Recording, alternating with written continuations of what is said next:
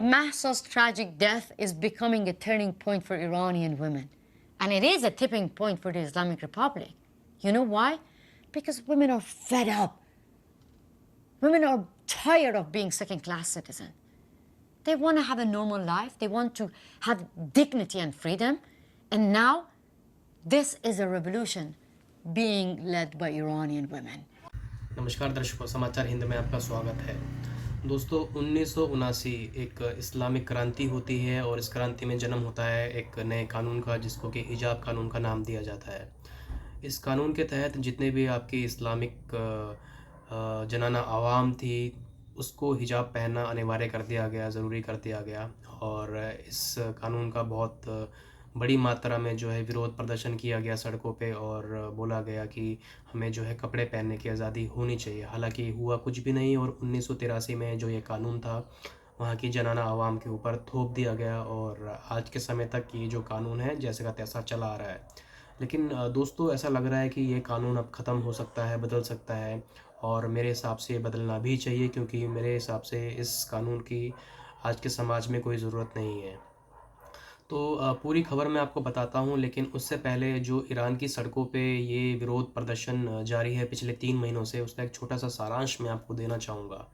तो दोस्तों, एक लड़की जिसका नाम मासा अमीनी, 22 साल की पर्शियन लड़की, अपने साकेश एक जगह है, उस अपने घर से जो है तेहरान आती है, जो कि आपकी ईरान की राजधानी है। और बीच सड़क में ही जो ईरान की मॉरल पुलिस है, वो मासा अमीनी को रोकती है और उसको हिजाब ठीक करने की जो है सलाह देती है। और सलाह ना मानने पर जो है मासा अमीनी को गिरफ़्तार कर लिया जाता है, और गिरफ़्तार करने के बाद उसको बहुत ही बेरहमी से मारा पीटा जाता है।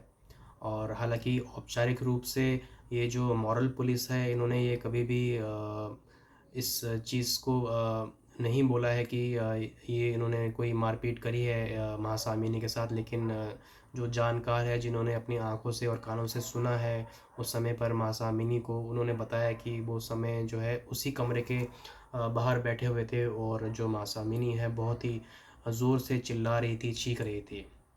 तो जो मॉरल पुलिस है, इसका काम क्या है? इसका काम कुछ नहीं है, इसका काम सिर्फ़ इतना ही है कि जितने भी वहाँ की जनाना आवाम है, उनको हिजाब पहनने का तरीका सिखाए। किसी ने अगर गलत तरीके से हिजाब पहना है, तो उसको हिजाब पहनने का तरीका सिखाए, और जो एक ये कानून, हिजाब कानून है, इसको पूरी तरह से थोपा जाए। तो 16 सितंबर को मासा अमीनी जो है इस दुनिया को अलविदा कह देती हैं, और उनकी मृत्यु हो जाती है। और जितनी भी ईरान की आवाम है, वो सड़कों पे उतर आती है, मासा अमीनी के विरोध प्रदर्शन में जो है सड़कों पे उतर आती है। ईरान को बुरी तरह से तोड़ा फोड़ा जाता है, सड़कों पे जो है गाड़ियाँ जलाई जाती है, और जो औरतें हैं, लड़कियां हैं, वो अपना हिजाब जलाती हैं, और कई लड़कियों ने अपने बाल तक काट दिए हैं।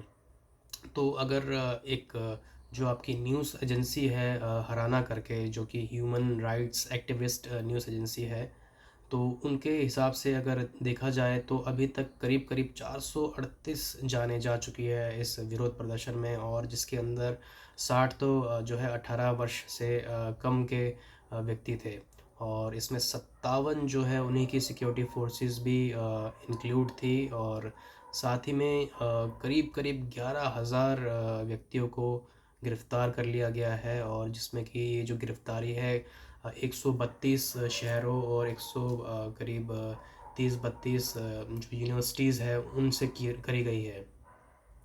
तो अब जो ये प्रोटेस्ट चल रहा है, तो जितने भी सारे देश हैं, उन्होंने जब ईरान के ऊपर एक दबाव बनाया है इस इशू को ख़त्म करने के लिए, तो जो ईरान के अटॉर्नी जनरल है मोहम्मद जाफ़र मुंतज़री, उन्होंने एक बयान दिया है, और बयान में ये बोला है कि जो मॉरल पुलिस है, इसको अब ख़त्म किया जा रहा है। जबकि जो ईरान की मीडिया है, उन्होंने इस जो बयान को पूरी तरह से झूठा साबित किया है, झूठा बोल रहे हैं, क्योंकि उन्होंने कहा है कि जो ये मॉरल पुलिस है, इसको जो है आपकी इंटरनल मिनिस्ट्री देखती है, ना कि जुडिशरी देखती है। तो वहीं दूसरी ओर एक न्यूज़ एजेंसी है ISNA, Islamic society of north America, उन्होंने अपनी न्यूज़ में एक पब्लिश किया है कि ईरान के जो स्पोक पर्सन है मोहम्मद निज़ामुद्दीन मौसवी, उन्होंने कहा है कि उनकी बात हुई है ईरान के बड़े बड़े ऑफिशियल से, जिनके अंदर आपके इब्राहिम रईसी भी आते हैं, जो कि ईरान के प्रेसिडेंट हैं। और इन्होंने बताया है कि जितनी भी आवाम की जो मांगे हैं उनको पूरा करने की पूरी कोशिश करी जा रही है, और जो ये इकॉनमी बिगड़ी है ईरान की उसको भी संभालने की कोशिश की जा रही है। हालाँकि जो ये मॉरल पुलिस को ख़त्म करने की बात है, ऐसी कोई भी बात उन्होंने अपने बयान में नहीं दी है। और वहीं दूसरी ओर जब इसना ने फ़ॉरेन मिनिस्टर है ईरान के हुसैन अमीर अब्दुल्ला, तो उनसे बातचीत करी तो उन्होंने अपने बयान में साफ़ रूप से कुछ भी नहीं बताया है, और उन्होंने सिर्फ़ इतना ही बताया कि ईरान के अंदर अब हालात सब काबू में हैं और सब कुछ ठीक है। हालाँकि मुझे ये समझ नहीं आया कि ये कौन से ईरान की बात कर रहे थे, कौन से नशे में थे। और वहीं एक और न्यूज़ निकल के आई है कि ईरान के कुछ बड़े ऑफिशियल्स ने यहाँ तक भी बोला है कि जो ये हिजाब कानून है ये कभी भी तेहरान से ख़त्म नहीं होगा और हमेशा तेहरान में रहेगा।